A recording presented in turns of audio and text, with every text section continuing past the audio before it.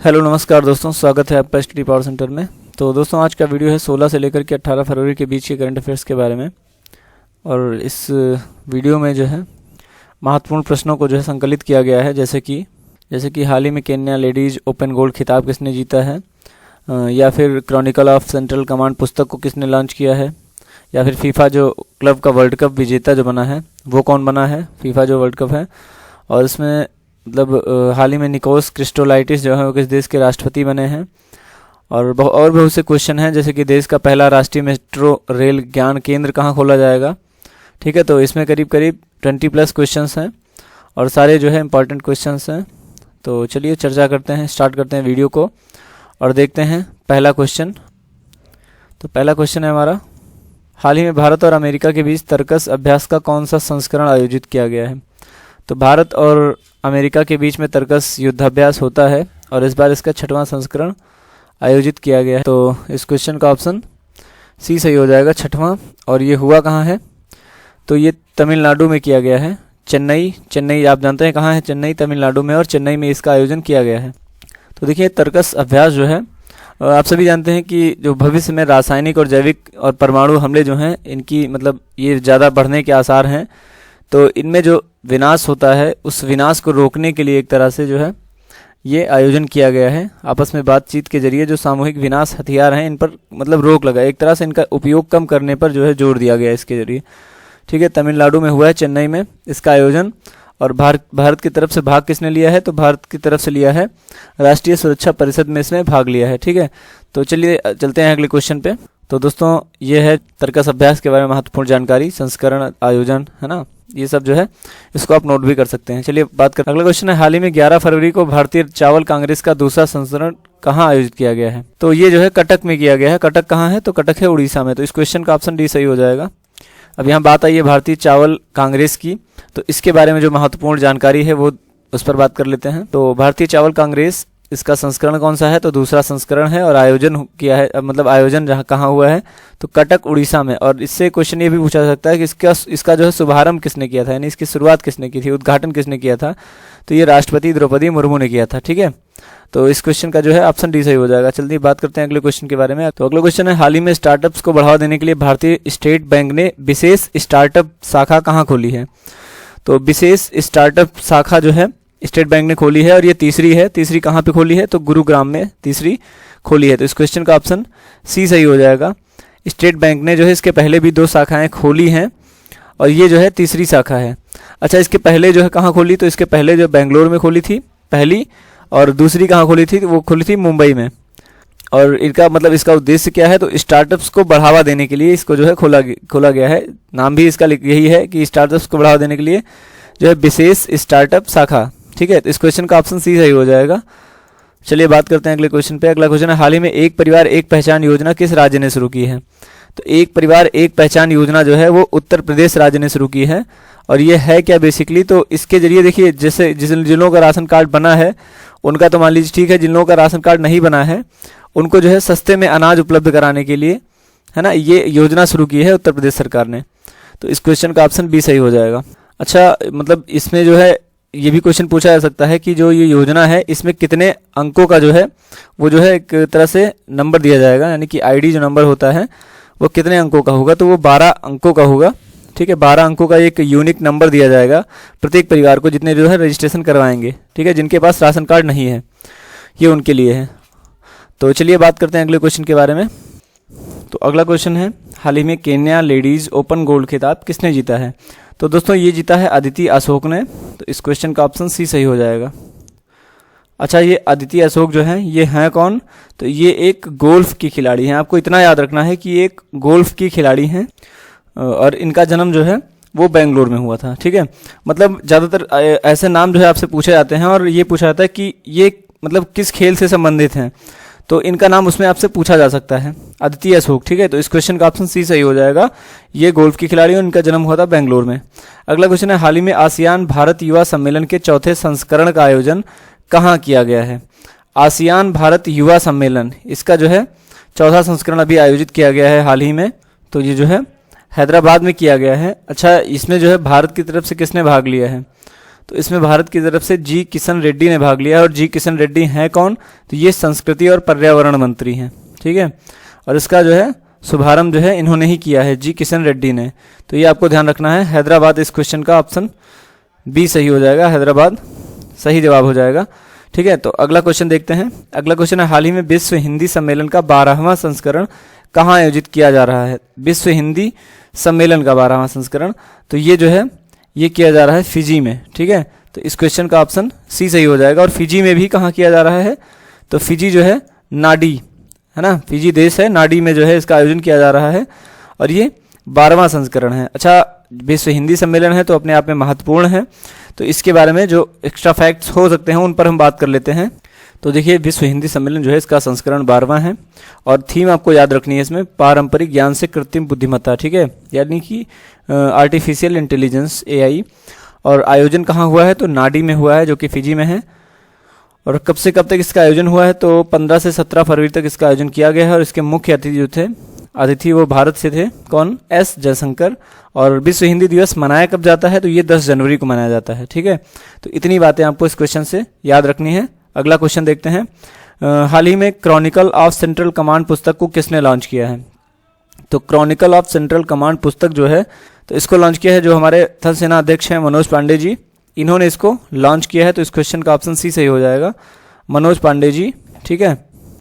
अच्छा, इस पुस्तक में लिखा क्या गया है? तो जो मतलब जो भारतीय सेना का एक गौरवशाली इतिहास है ना, गौरवशाली जो विरासत है, उसको इस पुस्तक में लिखा गया है, क्रॉनिकल ऑफ सेंट्रल कमांड, ठीक है। और इसको लॉन्च कहाँ किया गया है? तो नई दिल्ली में इसको लॉन्च किया गया है। अगला क्वेश्चन देखते हैं। हाल ही में आवास एवं शहरी मंत्रालय और सामाजिक न्याय अधिकारिता मंत्रालय द्वारा नमस्ते योजना की शुरुआत की गई है। इसमें कितने रुपए की फंड की व्यवस्था की गई है?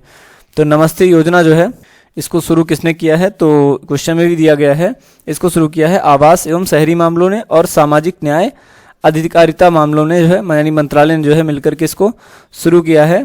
और इसका मतलब उद्देश्य क्या है एक तरह से? तो ये भी एक तरह से महत्वपूर्ण क्वेश्चन है। इसके बारे में भी जो महत्वपूर्ण पॉइंट्स है उनको हम लिख लेते हैं।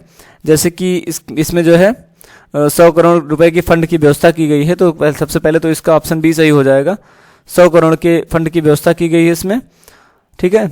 और इसके जरिए 100% जो यांत्रिक स्वच्छता व्यवस्था, यांत्रिक स्वच्छता मतलब समझते होंगे आप कि मतलब जो स्वच्छता व्यवस्था है उसको हम उसका मशीनीकरण एक तरह से करते हैं। जैसे कि आपने देखा होगा सीवर लाइन की सफाई जो है, वो कुछ लोग होते हैं सीवर लाइन में घुस करके, जहाँ जो है हम लोग ऐसा होता है ना कि बाहर कहीं जाते हैं और गलती से पैर के नीचे भी आ गया कुछ कोई गंदी चीज़, तो हम आके घर पे नहाते हैं तुरंत। लेकिन कुछ ऐसे भी लोग हैं जिनको मजबूरी बस जो है उस सीवर लाइन में कूद करके उसकी सफाई करनी पड़ती है। तो इसी को रोकने के लिए, और इससे जो है उनकी मौत भी हो जाती है, मतलब इससे बीमारी की वजह से जो है उनकी मौत भी हो जाती है। तो इसको रोकने के लिए ये अभियान शुरू किया गया है। मतलब 100% जो है वो मशीन द्वारा इनको साफ किया जाएगा, सीवर लाइंस को, बाकी और जो चीज़ें हैं, और जिससे कि इनके द्वारा जो मौतें हैं उनको कम करना, ठीक है। तो इसके जरिए एक उद्देश्य ये भी एक तरह से कि मानव मल के सीधे संपर्क में आने से मनुष्य को रोकना, है ना। तो ये जो है इस क्वेश्चन से रिलेटेड महत्वपूर्ण जानकारी थी। तो सबसे खास चीज़ जो है आपको याद रखनी है कि 100 करोड़ का फंड इसके लिए जो है वितरित, मतलब इसके लिए पास किया गया है, उसकी व्यवस्था की गई है। और इसका उद्देश्य क्या है? तो इसका उद्देश्य है कि जो है 100% जो है मशीनीकरण यानी यांत्रिक स्वच्छता व्यवस्था को जो है स्थापित करना, जिसमें कि मनुष्य को जो है मानव मल के संपर्क में आने से सीधा रोकना, जो सफाई कर्मी है उनकी मृत्युओं को जो है कम करना, शून्य करना, एक तरह से बिल्कुल खत्म करना। मतलब किसी भी व्यक्ति की मृत्यु इस वजह से ना हो कि वो मतलब सफाई की वजह से उसकी मौत हुई हो। ये जो है इसका प्रमुख उद्देश्य है। चलिए अगला क्वेश्चन देखते हैं। हाल ही में राष्ट्रीय डाक टिकट प्रदर्शनी ने अमृत पैक्स 2023 का आयोजन कहाँ पर किया है? तो अमृत पैक्स 2023 इसका आयोजन कहाँ पर किया गया है? तो सबसे पहले तो अमृत जो लिखा हुआ है, ये अमृत महोत्सव, आप सभी लोग जानते हैं कि अमृत महोत्सव चल रहा है, आज़ादी का अमृत महोत्सव जो 25 वर्ष तक चलेगा। तो इस वजह से इसका नाम अमृत पैक्स रखा गया है और इसका आयोजन नई दिल्ली में किया गया है, ठीक है। तो इस क्वेश्चन का ऑप्शन बी सही हो जाएगा, आयोजन इसका नई दिल्ली में हुआ है और इसका नाम अमृत पैक्स इसीलिए रखा गया है। और ज़्यादातर आपने देखी होंगी बहुत सारी योजनाएं भी अमृत के नाम से चल रही हैं, है ना। और इसका जो मतलब इसको जो है एक तरह से ये एक राष्ट्रीय डाक टिकट प्रदर्शनी है, ठीक है, मतलब राष्ट्रीय डाक टिकट प्रदर्शनी है और इसका जो है आयोजन दिल्ली में किया गया है। और इसको शुरू किसने किया है? तो इसको शुरू किया है अश्विनी वैष्णव ने। अश्विनी वैष्णव ने इसको शुरू किया है। ठीक है, तो इस क्वेश्चन का ऑप्शन बी सही हो जाएगा। अच्छा, अश्विनी वैष्णव जो हैं इनके पास कौन कौन से मंत्रालय हैं ये आप कमेंट बॉक्स में जरूर बताइए। ठीक है, मैं आगे इसका आंसर आपको दूंगा। चलिए बात करते हैं अगले क्वेश्चन के बारे में। हाल ही में धारा रिवर सिटी अलायंस की वार्षिक बैठक का आयोजन कहाँ किया जा रहा है? तो धारा जो है, धारा से आपको समझ में आ गया नदी की धारा, है ना, यानी कि ऐसे जो शहर हैं, ऐसे शहर जो नदियों के किनारे बसे हुए हैं। तो करीब करीब 95 ऐसे शहर हैं जो नदियों के किनारे बसे हुए हैं।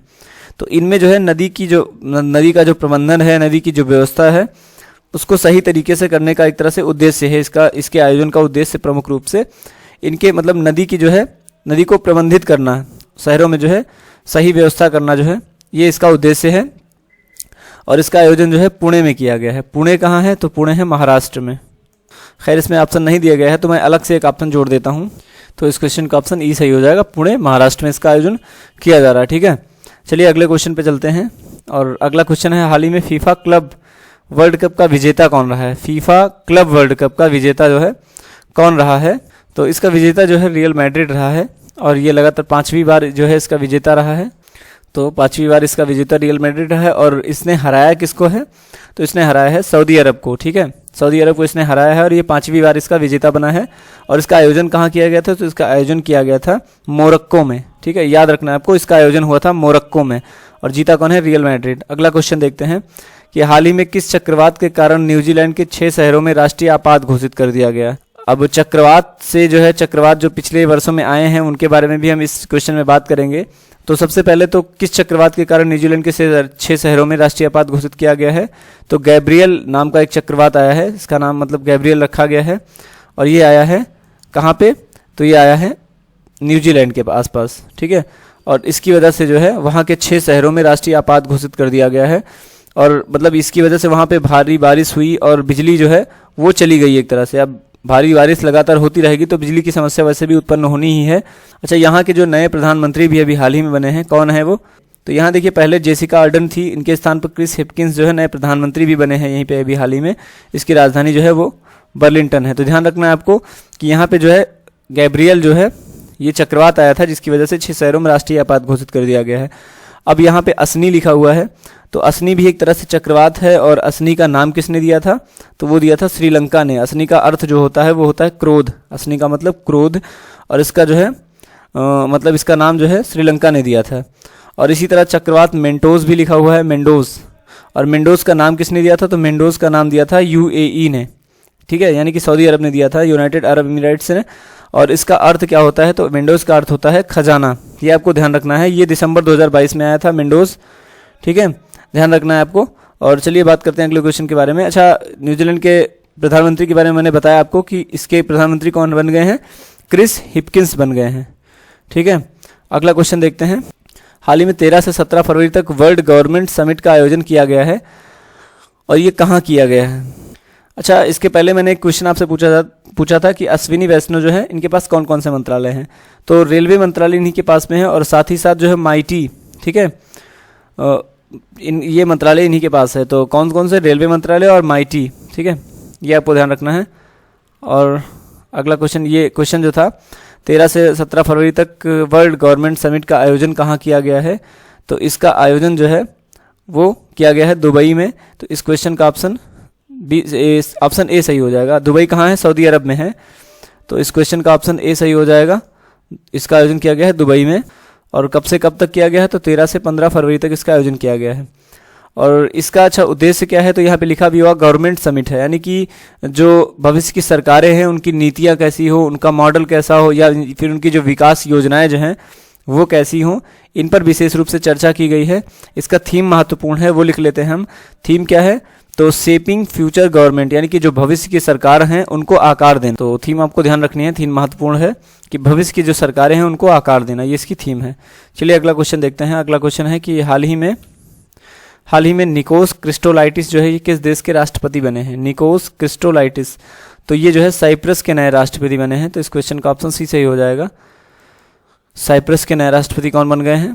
तो वो बन गए हैं निकोस क्रिस्टोलाइटिस। अगला क्वेश्चन देखते हैं। हाल ही में नमामि गंगे मिशन 2 के लिए कितने रुपए का आवंटन किया गया है? तो नमामि गंगे मिशन 2 के लिए जो है 22,500 करोड़ का जो है बजट अभी जो है पास किया गया है, उसका आवंटन किया गया है। तो इस क्वेश्चन का ऑप्शन डी सही हो जाएगा। और ये किया किस लिए गया, तो नमामि गंगे से आपको याद होगी, इसके पहले भी योजनाएं चल चुकी हैं। गंगा की सफाई के लिए जो है ये मिशन लॉन्च किए गए हैं। और ये दूसरा मिशन है, कि पहले जो मिशन लॉन्च किया गया था वो 2014 से लेकर के 2021 तक चला था। और इस मिशन को जो है 2026 तक चलाने की जो है योजना बनाई जा रही है, यानी कि 2022 में शुरू होगी। 2022 से शुरू हो करके जो है 2026 तक इस योजना को जो है चलाए जाने का उद्देश्य है। 2022 तो चला गया है, लेकिन 2023 से इसको स्टार्ट किया जाएगा। ठीक है, इसके लिए 22,500 करोड़ रुपए का आवंटन भी किया गया है। और इसका उद्देश्य क्या है, गंगा की सफाई करना। ठीक है, जो इसका कचरा है, जो वेस्ट है, उसको जो है मैनेज करना, उसका मैनेजमेंट करना पूरी तरह से। ठीक है, यानी कि एक तरह से जो जल प्रदूषण है उसको रोकना है ना, और जन भागीदारी को ही बढ़ाना, क्योंकि किसी भी नदी की सफाई, कोई भी चीज़ हो, सफाई तभी संभव हो सकती है जब लोग भी उसमें भाग लें लगातार। सरकारें किसी भी चीज़ को साफ नहीं कर सकती। आपके शहर, आपके घर को आप खुद तो साफ कर सकते हैं, सरकारें आपके घर को साफ नहीं कर सकती हैं। उसी तरह से जो है नदियां हो गई, इनको जो है सरकारें साफ तो कर देंगी, लेकिन गंदगी ना डालना, गंदगी ना फैलाना, ये आपके ऊपर डिपेंड करता है। तो लोगों के ऊपर एक तरह से डिपेंड करता है। लोग जो है अगर गंदगी करना बंद कर देंगे तो धीरे धीरे जो है इन योजनाओं की जरूरत भी नहीं पड़ेगी। अब एक बड़ी रकम है, 22,500 करोड़ रुपए केवल सफाई के लिए इसको जो है आवंटित किया गया है। तो हमें ये सोचना चाहिए कि अगर हम स्वयं से सुधर जाएं तो ये किसी और विकास कार्य में लग सकते थे इतने वैसे। तो ये ध्यान देने वाली बात है एक तरह से। चलिए बात करते हैं अगले क्वेश्चन पे। हाल ही में HDFC द्वारा कितने शहरों में ऑफलाइन पे मोड की शुरुआत की गई है। ऑफलाइन पे मोड का मतलब है कि अगर आप ऑफलाइन हैं फिर भी आप जो है पेमेंट कर सकते हैं। ये एक तरह से शुरुआत की गई है HDFC द्वारा। और पहली योजना ऐसा, यानी कि आपके फ़ोन में नेटवर्क हो ना हो इससे कोई मतलब नहीं है, जो है आप पेमेंट कर सकते हैं। लेकिन इसकी लिमिट जो है वो 200 रुपये तक की है, यानी कि आप केवल 200 रुपये ट्रांसफ़र कर सकते हैं ऑफलाइन मोड में। ठीक है, और ये शुरुआत की है HDFC ने। तो इस क्वेश्चन का ऑप्शन सी सही हो जाएगा। और 16 शहरों में इसकी शुरुआत की गई है। ठीक है, और इसका उपयोग ऐसे ऐसे क्षेत्र, इसका उपयोग खास करके कहाँ होगा, जैसे कि आप हवाई यात्रा कर रहे हैं, वहाँ पे नेटवर्क नहीं होता है, या फिर जो है नेटवर्क की कमी है, कहीं भीड़ भाड़ के इलाके में है आप, वहाँ पे नेटवर्क की कमी है, तो वहाँ पे जो है इसका यूज होगा, जो है ये उपयोगी साबित होने वाला है। तो ये जो है किया है HDFC ने और 16 शहरों में इसको शुरू किया है। चलिए बात करते हैं अगले क्वेश्चन के बारे में। प्रत्येक वर्ष अंतर्राष्ट्रीय बाल कैंसर दिवस कब मनाया जाता है। तो अंतर्राष्ट्रीय बाल कैंसर दिवस जो है, अच्छा कैंसर दिवस कब मनाया जाता है, तो ये 4 फरवरी को मनाया जाता है। और अंतर्राष्ट्रीय बाल कैंसर दिवस कब मनाया जाता है, कैंसर दिवस अलग है और अंतर्राष्ट्रीय बाल कैंसर दिवस अलग है, दोनों जो है अपने आप में अलग अलग हैं। और 15 फरवरी को मनाया जाता है अंतर्राष्ट्रीय बाल कैंसर दिवस, और 4 फरवरी को मनाया जाता है अंतर्राष्ट्रीय कैंसर दिवस। और ये एक ही महीने में पड़ते हैं, इस वजह से इनमें कन्फ्यूजन हो सकता है, तो आपको ये चीज़ ध्यान रखनी है। तो इस क्वेश्चन का ऑप्शन बी सही होगा। 15 फरवरी को, 15 जनवरी को क्या मनाया जाता है, तो आपको बताना है कमेंट बॉक्स में 15 जनवरी को क्या मनाया जाता है। बहुत ही इंपॉर्टेंट दिवस है, एक तरह से याद होना चाहिए आपको। और 4 फरवरी को मनाया जाता है विश्व कैंसर दिवस। ठीक है, तो चलिए बात करते हैं अगले क्वेश्चन के बारे में। अगला क्वेश्चन, हाल ही में देश का पहला राष्ट्रीय मेट्रो रेल ज्ञान केंद्र कहाँ खोला गया है। तो राष्ट्रीय मेट्रो मतलब ज्ञान केंद्र का मतलब क्या है, वहाँ पे जो है मेट्रो से संबंधित जानकारियाँ आपको दी जाएंगी। और ये दिल्ली में खोला गया है। दिल्ली में भी कहाँ पे, तो दिल्ली में जो सुप्रीम कोर्ट है, अब मेट्रो स्टेशन वहीं उसी के पास में जो है इसको खोला गया है। और इसमें जो है क्या कहते हैं, मेट्रो से संबंधित जो महत्वपूर्ण जानकारियाँ हैं उनको जो है उपलब्ध कराया जाएगा इसके जरिए। और ट्रेनिंग देना भी एक तरह से इसका काम होगा। ठीक है, तो कहाँ पे है ये, तो ये सॉरी मैंने आपको बताया सुप्रीम कोर्ट, ये दिल्ली यूनिवर्सिटी जो है मेट्रो स्टेशन, यहाँ पे इसको स्थापित किया गया है। ठीक है, और किसने किया है, तो इसको GA इंफ्रा प्राइवेट लिमिटेड ने इसको स्थापित किया है। और ये एक तरह से PPP मॉडल पर आधारित है, यानी कि सार्वजनिक और निजी भागीदारी मॉडल पर आधारित है। और भारत का ये पहला है, ये ध्यान रखना है आपको, इस वजह से महत्वपूर्ण हो जाता है क्योंकि ये भारत का पहला है। और बात करते हैं अगले क्वेश्चन पे। अगला क्वेश्चन है, हाल ही में अंतर्राष्ट्रीय अंतरिक्ष स्टेशन पर जाने वाली सऊदी अरब की पहली महिला कौन बन गई हैं। तो अंतर्राष्ट्रीय जो स्पेस है, स्पेस स्टेशन जो है, अच्छा इसको बनाया किसने है, अंतर्राष्ट्रीय स्पेस स्टेशन जो है इसको किसने बनाया है, तो इसको 2 देशों के सहयोग से बनाया गया है, अमेरिका और रूस, इनके सहयोग से इसको बनाया गया है। और यहाँ पर जाने वाली सऊदी अरब की, हालांकि बहुत महिलाएं तो जा ही चुकी हैं, लेकिन जो सऊदी अरब की पहली महिला हैं वो कौन बन गई हैं, तो ये बन गई है रेना बरबानी। अच्छा अंतर्राष्ट्रीय स्पेस स्टेशन मैंने पूछा किसने बनाया था, तो इसको जो है रूस ने और अमेरिका ने मिलकर इसको बनाया था। कब बनाया था, तो 1998, इसको जो 1998 में बनाया था। और सऊदी अरब की पहली महिला रेना बरबानी बन गई हैं। ठीक है, और ये जाएंगी कब, तो ये अभी गई नहीं है। ठीक है, ये दिसंबर 2023 में जाएंगी। और किस रॉकेट से जाएंगी? तो फाल्कन 9 रॉकेट से जाएंगी। फाल्कन 9 रॉकेट बनाया किसने है, ये भी आपको बताना है कि फाल्कन 9 रॉकेट किसने बनाया है। तो इससे जो है देखिए आपको रिवाइज हो जाएगा एक तरह से। और मिशन कौन सा है? तो मिशन AX2 मिशन है। और इसको कंपनी एक कंपनी है एक्सियोम करके, एक्सियोम कंपनी है, ये इसको भेजने वाली है, ये ध्यान रखना है आपको। और अगला क्वेश्चन देखते हैं।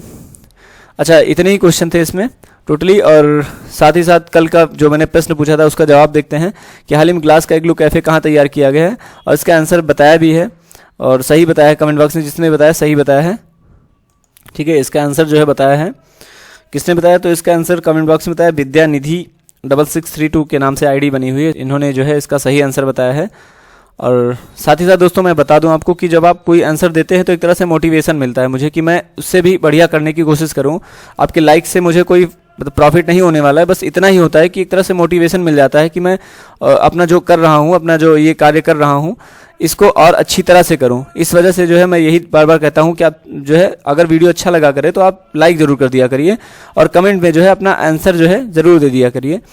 तो अब कल का क्वेश्चन जो है कि हाल ही में आसियान भारत युवा सम्मेलन के 4थे संस्करण का आयोजन कहाँ किया गया है, इसी वीडियो में जो है इसका ये मतलब इस क्वेश्चन को मैंने बताया है, इसका आंसर भी बताया है। तो इसको देख करके आपको इस क्वेश्चन का आंसर बताना है और साथ ही साथ वीडियो को ज़्यादा से ज़्यादा संख्या में शेयर भी कर दीजिएगा, है ना। वीडियो में साथ बनाने के लिए बहुत बहुत धन्यवाद दोस्तों। देखिए इस जो मतलब वीडियो है इसका PDF अगर आपको चाहिए तो आप टेलीग्राम चैनल पे जो है मुझे मतलब मेरा टेलीग्राम चैनल भी ज्वाइन कर सकते हैं। उसका मतलब नाम जो है स्टडी पावर सेंटर, आप टेलीग्राम पे जब सर्च करेंगे तो आपको चैनल मिल जाएगा। उसमें करीब 100 ही होंगे अभी, केवल 100 या 82 या 92 ऐसे करके उसमें जो है होंगे जो है। और उसको अगर आप चाहें तो ज्वाइन कर सकते हैं, उसमें आपको डेली की PDFs मिल जाया करेंगी। और वीडियो को ज़रूर शेयर कर दीजिएगा, यही रिक्वेस्ट मैं करना चाहूँगा आपसे। और साथ ही वीडियो में बने रहने के लिए बहुत बहुत धन्यवाद। जय हिंद, जय भारत।